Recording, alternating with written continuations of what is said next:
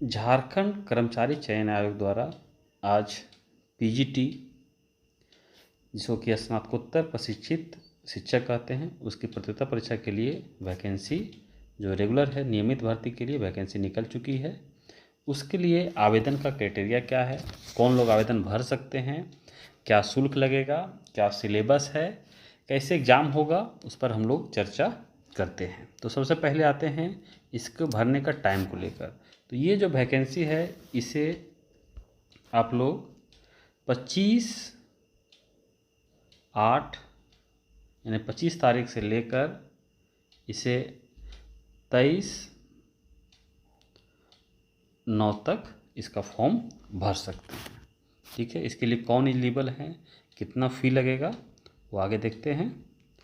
तो ये जो है वैकेंसी, पहले ये समझ लें कि ये 2 वैकेंसी है, बैकलॉग और रेगुलर दोनों को मिलाकर पत्रांक जो देख रहे हैं हम लोग 3622 और 1525, ये दोनों मिलाकर एक साथ वैकेंसी निकाली गई है। तो इसमें 2 वैकेंसी होगी। आपको ऑप्शन पूछा जाएगा कि आप बैकलॉग भरना चाहते हैं या फ्रेश भरना चाहते हैं या दोनों भरना चाहते हैं। फीस भी 100 रुपये लगेगा, चाहे बैकलॉग भरे या फ्रेश भरे। फ़ी जो है इसका 100 रुपये निर्धारित किया गया है, तो फीस 100 रुपये ही लगेगा। और ST/SC को फीस 50 रुपये लगेगा।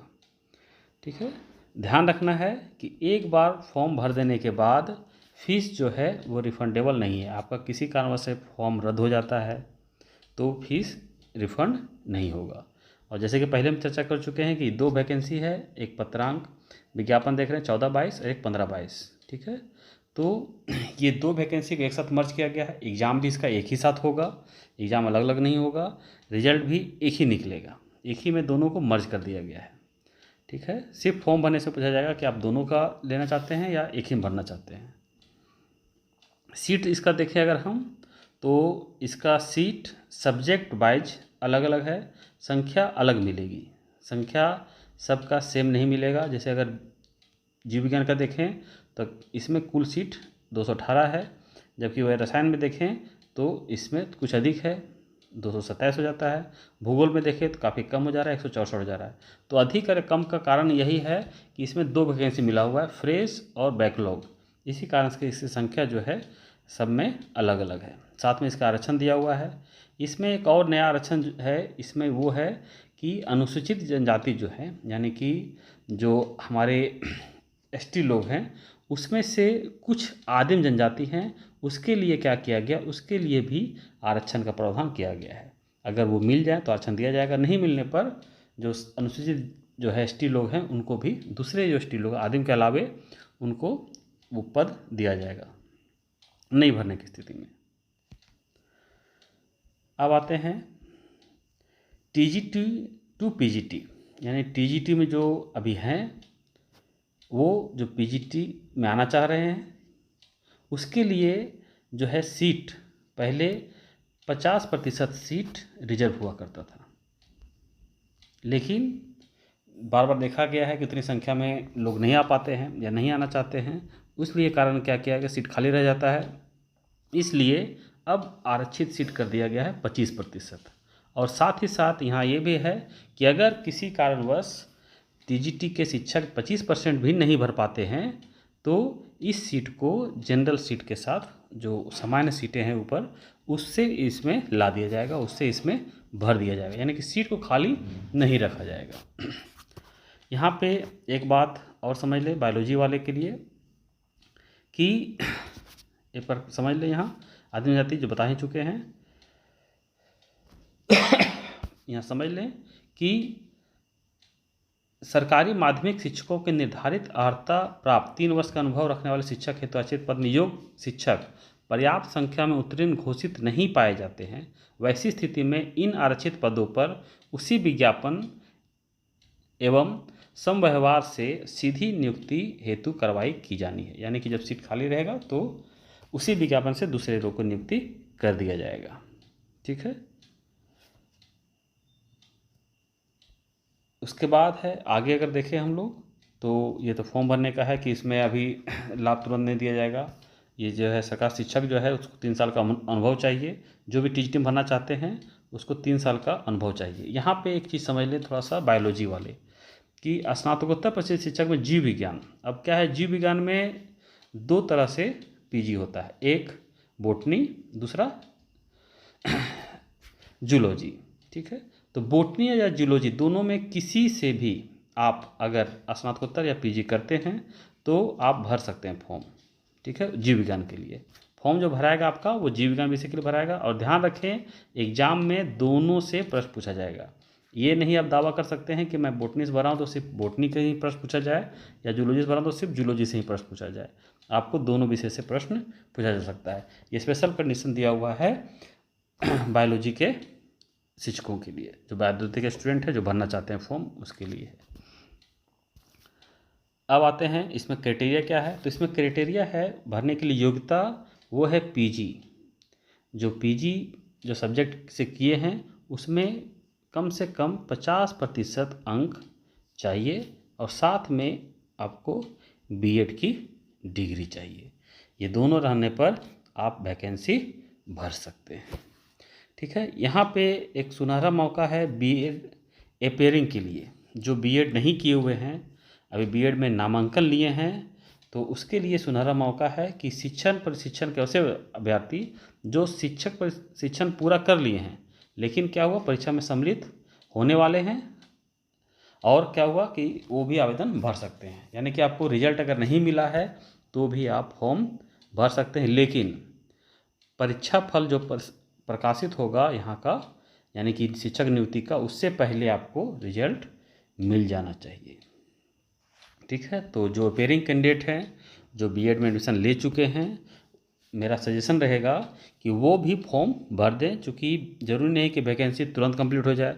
हो सकता है वैकेंसी कंप्लीट होने में 1-2 साल लग जाए, तो आपको उस समय तक रिजल्ट आ ही जाएगा। तो जो भी बीएड के विद्यार्थी हैं जो एडमिशन ले चुके हैं, मेरा रहेगा कि आप भी वो फॉर्म भर सकते हैं। ठीक है, शैक्षणिक योग्यता चर्चा हम लोग कर चुके हैं। इसमें एक बात और ध्यान देनी है कि इसमें कंडीशन लगा दिया गया है आजकल कि 10th और +12। 10 और 12 जो है वो आपको झारखंड से ही होना चाहिए। झारखंड से ही किसी स्कूल से आपका 10th और 12 होना चाहिए, तभी आप फॉर्म इसका भर सकते हैं। खेलकूद में भी दिया गया आरक्षण, इसमें 2% आरक्षण दिया गया है खेलकूद से। खेलकूद में अगर आप अंतर्राष्ट्रीय स्तर पर मेडल लाते हैं या प्रथम स्थान पाते हैं ओलंपिक सब में, या राष्ट्रीय स्तर पर विश्व रिकॉर्ड बनाते हैं, तो इसमें आपको आरक्षण मिलेगा। ठीक है, उसके बाद ये तो 3 साल का जो आप पेयरिंग बता चुके हैं कि पीजी जो टीजीटी पढ़ा रहे हैं जिसका ग्रेड पे 4600 है, उसको 3 साल का एक्सपीरियंस चाहिए। 3 साल का जब एक्सपीरियंस आपको मिल जाएगा तो आप इसका फॉर्म भर सकते हैं। अब एज में आते हैं हम लोग। एज जो इसका है वो न्यूनतम 21 साल और अधिकतम 40 साल माना गया है। यानी कि किसी व्यक्ति, कोई भी कैंडिडेट हो जिसका जन्म 1/1/1982 से 1/1/2001 के बीच हो, यानी कि आप 1/1/1982 से 1/1/2001 के बीच जन्म लिए हों, तब आप इस वैकेंसी को भर सकते हैं। क्योंकि इसका एज जो मांगा गया है वो 40 साल मांगा गया है। ठीक है, और डेट मांगा गया है 1/1/2022। तो 1/1/2022 में 40 साल हो जाना चाहिए, उससे कम रहना चाहिए, उससे अधिक नहीं होना चाहिए। तो उसके लिए आप 1/1/82 से लेकर 2001 के बीच हों तो आप फॉर्म भर सकते हैं। ओबीसी के रहने पर, मान लिया आप ओबीसी में हैं, तो आपको 2 साल का और छूट मिलेगा, यानी कि 1980 1/1/1980 हो तो भी भर सकते हैं। ओबीसी में अगर आप फीमेल हैं, महिला हैं, तो 1 साल और आरक्षण दिया गया है, तो आप जो है 79 1/1/79 से भी हों तो भी आप फॉर्म भर सकते हैं। और अगर हम देखें तो ST/SC, तो ST/SC को मिला है यहाँ पे 45 वर्ष की छूट। तो आप ST/SC वाले जो हैं वो 1/1 जो है 1979,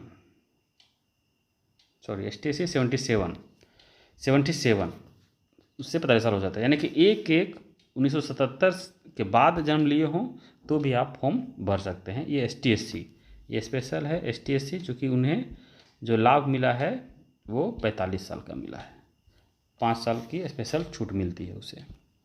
तो ये हो गया आपका एज रिलैक्सेशन है। अब आते हैं सर्टिफिकेट पर। जो आपको सर्टिफिकेट देना है जाति का, आय का, आवासीय का, वो सब जो सर्टिफिकेट है आरक्षण का जो दावा है, वो ध्यान रखना है कि आपको ये सर्टिफिकेट 19/7/2019 के बाद, उससे पहले का नहीं होना चाहिए। 19/7/2019 के बाद का होना चाहिए। जो भी सर्टिफिकेट आप देते हैं वो 19/7/2019 के बाद का होना चाहिए, उससे पहले का नहीं होना चाहिए। या आप अंचल अधिकारी या अनुमंडल अधिकारी या उपायुक्त किसी का भी दे सकते हैं, वो चलेगा। ठीक है। उसके बाद आवेदन में आते हैं। ये तो वही आरक्षण का सब नियम है आरक्षण वाले। यहाँ पे थोड़ा सा महिलाओं के बारे में बता दें हम कि महिलाओं के लिए जो आरक्षण का नियम है वो महिला समझ लें कि महिलाओं के लिए जो आरक्षण बताया गया है वो देख लें कि महिला जो है उनका जो आरक्षण होगा वो पिता के आधार पर निर्गत जाति प्रमाण पत्र के द्वारा ही मान्य होगा। ठीक है। तो ये ध्यान रखना है कि जो महिला हैं जिनकी विवाह हो चुकी है वो ऐसा ना करे कि अपने पति के नाम पर बना ले, वो जो है वो पिता के नाम पे ही बनाए, तभी उन्हें आरक्षण का लाभ मिल पाएगा, वरना नहीं मिल पाएगा। भले ही ऊपर आप लोग देख रहे हैं अगर, तो ऊपर लिखा हुआ है कि जो आरक्षण का जो लाभ होगा वो ऊपर पिता या पति लिखा हुआ है, लेकिन उसे नीचे हटा दिया गया है। यहाँ पे देखें हम, तो यहाँ लिखा हुआ है कि पिता या पति के आधार पर निर्गत स्थानीय प्रमाण पत्र, लेकिन यहाँ पे आप लोग पति को इग्नोर करके चलें, क्योंकि नीचे साफ कर दिया गया है कि पति का आरक्षण का लाभ नहीं मिलेगा। यानी कि आरक्षण का जो जाति आरक्षण प्रमाण पत्र जो भी होना चाहिए, चाहे जाति बना रहे हैं आप, वो सब पिता के आधार पर ही निर्गत कराएं। ठीक है, ये ध्यान रखें, क्योंकि झारखंड से जो बाहर की जो महिला है उसको यहाँ पे लाभ देने का प्रावधान नहीं किया गया है। अब आते हैं ऑनलाइन आवेदन के लिए। तो ऑनलाइन आवेदन शुरू हो जाएगा, जिसका डेट हम बता चुके हैं कि इसका जो डेट है वो 29 जो है 29 नहीं, इसका डेट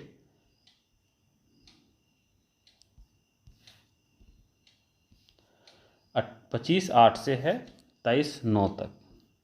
ठीक है।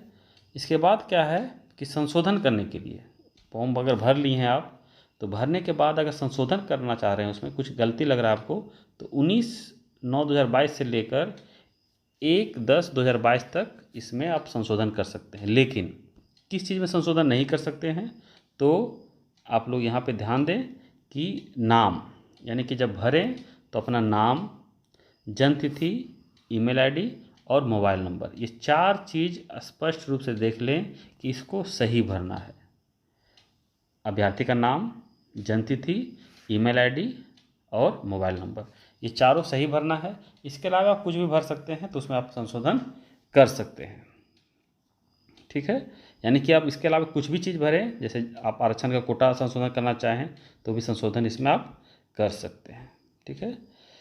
यहाँ पर डेट फिर से देख लें आप कि 25/8/2022 से 23/9/2022 तक आवेदन भर सकते हैं। इस भरने के बाद 23 के बाद आप 25 तक आप पेमेंट कर सकते। ध्यान रखें 25 को भरने के बाद, मतलब 25/8 को भर देते हैं तो आपको 2 दिन बाद, ठीक है, 26/27 के बाद आप पेमेंट कर सकते हैं। लास्ट पेमेंट का तिथि जो है वह 25/9 है।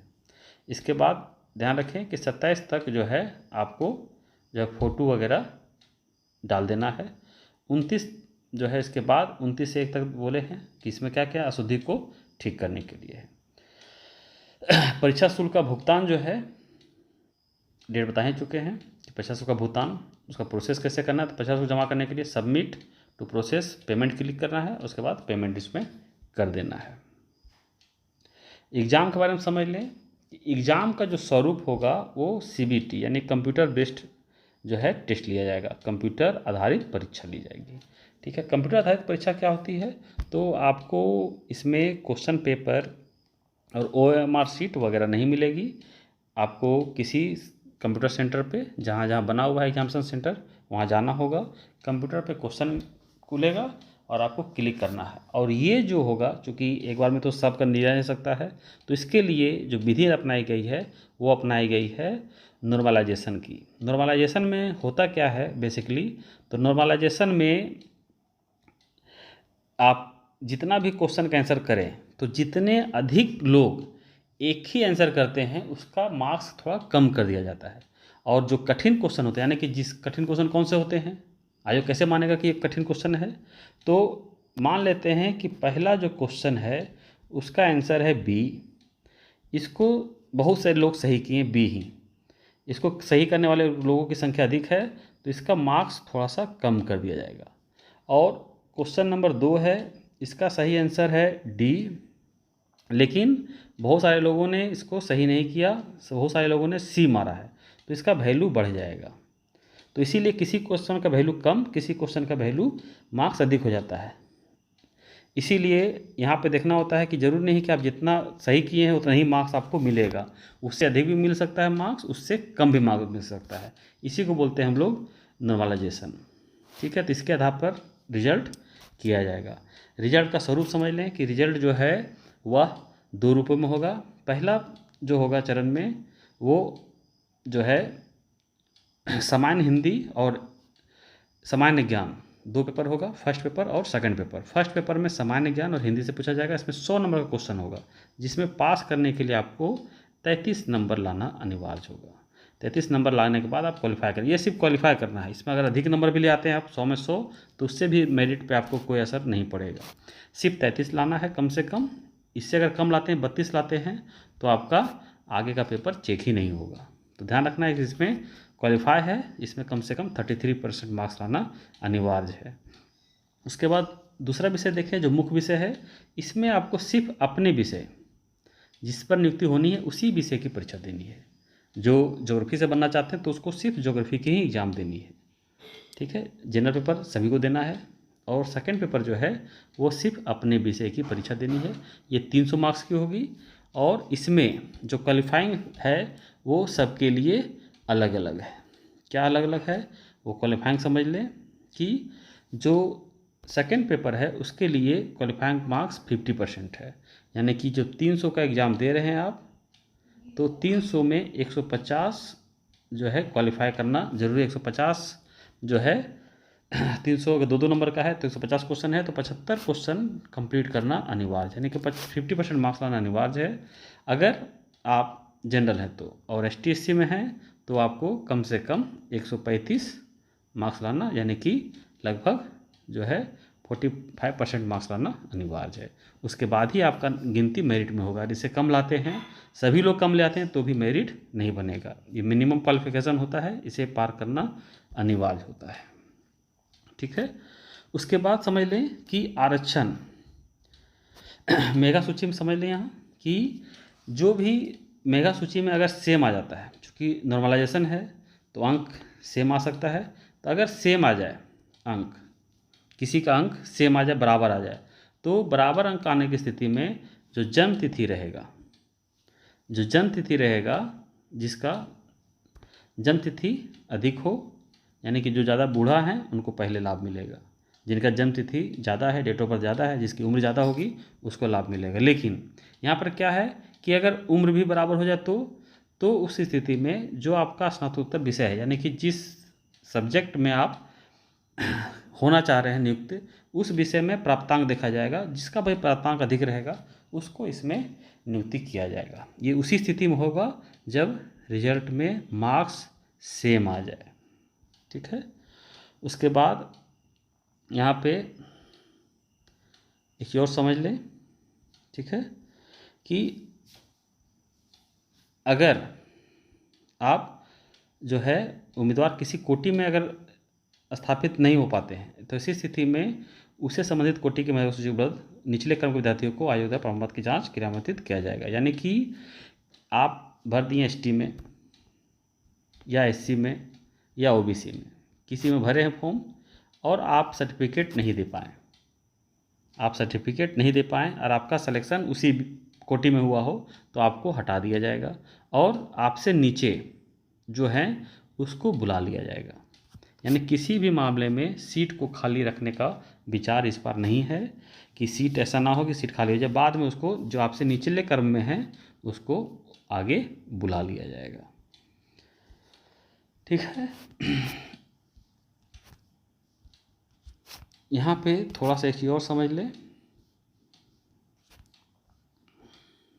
एक लास्ट चीज़ समझ लें नीचे ये कि परीक्षा फल का जब प्रकाशन हो जाएगा तो उसके 7 दिन के अंदर कोई भी अभ्यर्थी आपको 500 फीस लगेगा। फीस कितना लगेगा आपको? 500 रुपया। ये 500 शुल्क देना है। ये शुल्क देने के बाद आप पुनर्मूल्यांकन अपना करा सकते हैं कि आप 500 रुपये जमा कर दें परीक्षा फल प्रकाशित होने के बाद, तो आपका पुनर्मूल्यांकन कर दिया जाएगा। आपको बता दिया जाएगा कि आपने कहाँ सही किया, कहाँ गलती किया, फिर से आपके क्वेश्चनों की जाँच हो जाएगी। लेकिन ध्यान रखना है ये कब करना है आपको? 7 दिन के अंदर। जब रिजल्ट निकल जाए उसके 7 दिन के अंदर आप इसका दावा कर सकते हैं। ठीक है। और एक चीज़ और है इसमें, बहुत ही इम्पोर्टेंट चीज़ ये समझ लें कि हाईकोर्ट में केस चल रहा है। ये रमेश हांसदा जी हैं, इन्होंने केस किए हुए हैं। ये केस का नंबर भी डाला हुआ है। ये केस का नंबर आप ऑनलाइन जो है सुप्रीम कोर्ट में देख सकते हैं, 3894/2021। उसमें केस दायर किया हुआ है इस वैकेंसी को लेकर। तो इस केस के द्वारा क्या हो सकती है, तो ये विज्ञप्ति जो है अनुशंसाएँ प्रभावित हो सकती है। हम लोग देख सकते हैं कि पिछला जो टीजीटी में हुआ था उसमें सोनी कुमार का केस था, उससे प्रभावित हुआ था, इससे भी प्रभावित हो सकता है। तो ये प्रमुख बातें थी इसकी। अब थोड़ा सा इसके सिलेबस की चर्चा करें। ये सब फॉर्मेट दिया हुआ है, तो ये फॉर्मेट आप लोग देख लेंगे। ये फॉर्मेट जनरली जो बनता है आजकल ऑनलाइन बनता है, तो जो भी सर्टिफिकेट बनता है वो इसी फॉर्मेट में बनता है। तो इसमें बहुत ज़्यादा विशेष ध्यान देने की ज़रूरत नहीं है। इसमें सिलेबस अगर देखें हम तो हर विषय का सिलेबस अलग अलग दिया हुआ है, तो आप पूरा सिलेबस ढंग से कंप्लीट कर लें। जिस यहाँ से नीचे से इसका सिलेबस शुरू होता है, जैसे ये हिंदी का सिलेबस है, उसी तरह से हर भाषा का इंग्लिश का सिलेबस है। तो हर सब्जेक्ट का अपना सिलेबस दिया हुआ है। आप लोग सिलेबस वाइज अध्ययन कर लें। यह ध्यान रखें कि ये एग्ज़ाम ऑब्जेक्टिव टाइप होगा, सीबीटी होगा, यानी कि कंप्यूटर बेस्ड होगा। तो ये सब चीज़ों पर आप लोग ध्यान रखें। इसके अलावा इस वैकेंसी को लेकर किसी को कोई संशय हो, कहीं कोई समस्या हो, तो आप कमेंट बॉक्स पे कमेंट लिख सकते हैं। मैं उसका रिप्लाई करूंगा, आपके संशय को दूर करने का प्रयास करूंगा। सभी लोग के लिए बेस्ट ऑफ लक। जितने लोग एलिजिबल हैं वो सब फॉर्म भरें और हम चाहेंगे कि लगभग सभी का नियुक्ति हो। धन्यवाद।